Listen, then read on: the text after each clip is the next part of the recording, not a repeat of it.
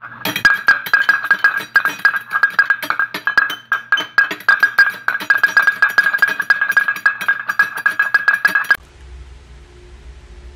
ka-shakers and ka-sizzlers, welcome back to my channel!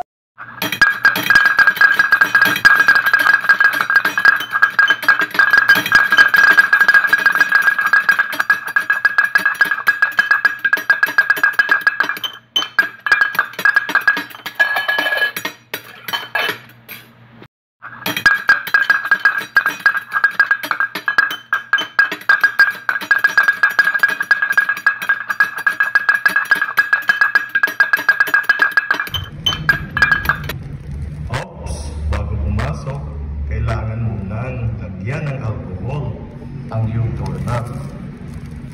Isprayhan ito ng mga ilang spray bago ka pumasok.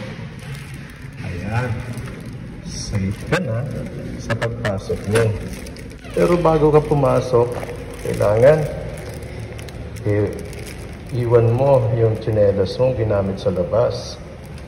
At kumuha ka rin ng tsinelas na gamit panloob. Ayan. Ang susunod,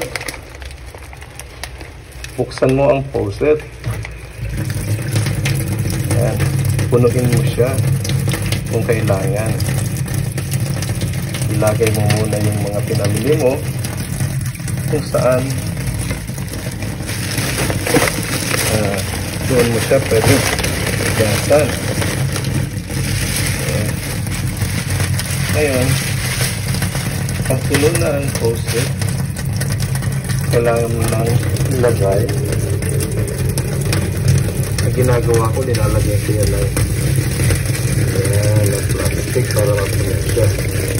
At ginagawa ko, kumuha ka rin ng asin.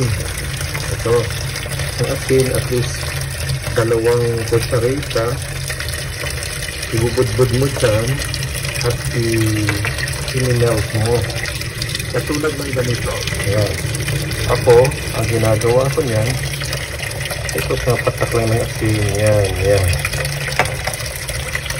Kasi, effective ang asin pangpatay ng virus. Ayan. Ngayon, pwede na natin ilagay ang ating mga gulay na pinamili. Ayan. Ilagay na natin dyan lahat. Gulay, prutas. Ayan. At yung plastic, pwede mo na siyang iwan sa labas. Okay. Iwan mo na siya sa labas. Ngayon, susunod ang gagawin natin. Okay. Ang susunod na natin gagawin ay papasok na tayo sa comfort room o kaya sa shower room upang maglinis na ng katawan. Pero bago yan, bago tayo mag-shower, alisin muna syempre yung face shield at ilagay ito sa sink para hugasan maya-maya. Tapos, alisin na rin natin, sunod na natin yung face mask natin sa ganitong paraan. Okay. At ito ay ilagay sa basurahan direkta. Okay. Ngayon, ang susunod naman, yung ako kasi dalawang doble ako kung gumamit. So yung nasa loob, linalagay ko siya sa balde na pwedeng labhan. Okay, ang sunod na step, sa isang balde, pwede na maglagay ng sabon. Ang gamit ko po yung powder para madali siyang malusaw. So dito natin ibababad ang inalis natin na damit sa katawan. Okay, haluin siya. Ilagay yung hinubad na damit, yung short, pati yung underwear, at pati na rin yung isang face mask. Dito, ang ginagawa ko niyan, inahalo ko lang, at yan, para safe. Sabi nila kasi, ang kapag ilinagay mo sa sabon at tinakpan mo siya, maaari siyang mamatay ang mikrobyo o anumang virus na dala. So safe na tayo niyan. Ang susunod, maliligo na tayo. It's shower time! Woo! Sarap. Sarap na tubig. Maglinis po tayo ng katawan na magsabon at least twice or thrice para mawala yung lahat ng mga kumapit na viruses or bacteria na dala natin galing sa labas. Magpapatuloy na po ako pagligo at hindi nyo na kailangang makita kasi bawal na yon. Balikan na natin yung yung mga gulay na binabad. Inalis ko na po yung yung tubig niya. Ngayon, ang ginagawa ko niyan, hinuhugasan ko pa rin siya. Yan. Hinuhugasan ko siya hanggang sa nilalagay ko siya sa tamang lagayan para malis yung tubig niya. Yan, dami ito. Yan. Yan. Ito na natin sa lahat. Yan. Malinis naman po yung sink. Yung sink kasi, araw-araw ko siyang sinasabon, nililinisan. Okay. Ngayon, tatabi muna natin. Siyempre. Tapos, ang susunod po nating step, itong mga pinamilihan nating mga may plastic, ang ginagawa ko niyan,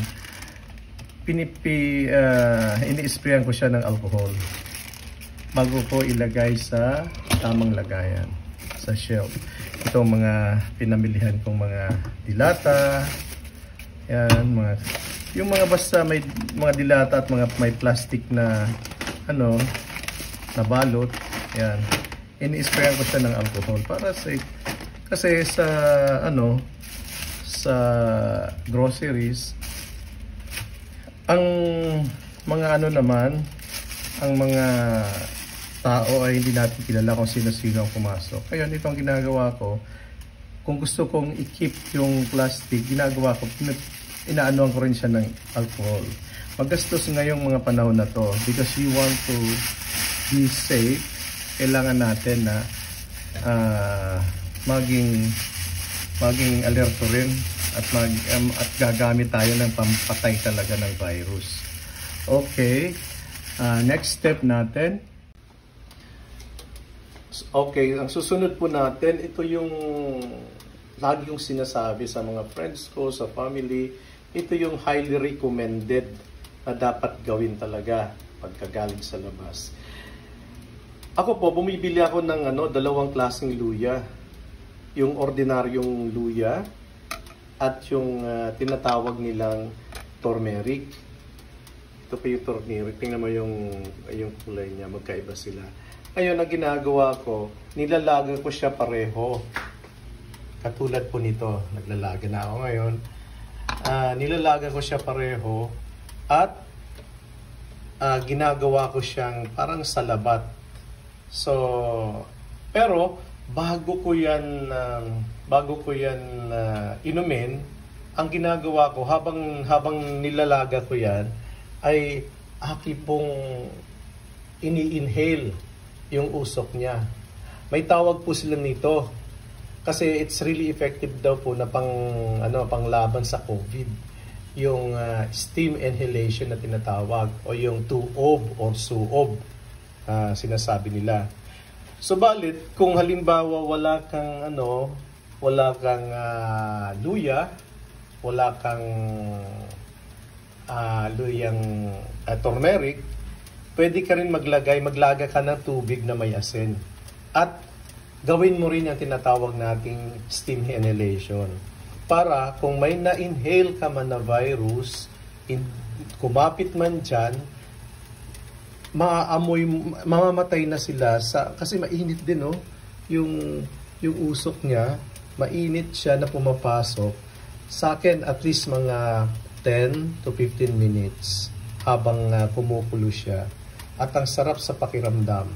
Ang result niyan, bigla na lang parang natutunaw ba ang kasi may mga kumakapit tayong sipon dyan eh.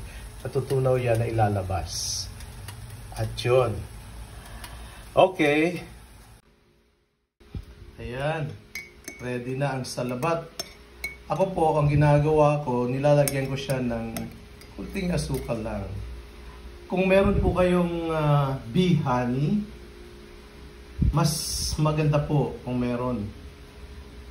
At ako, dahil nakikita nyo, umuusok pa siya, mainit pa, sobra pa, masyado ang init niya, pinapalamig ko muna siya ng at least yung 30 seconds to 1 minute para yung kaya na ba na ipasok ko sa lalamunan. Kasi baka naman masira yung lalamunan natin pag sobrang init. Yung tamang-tama lang.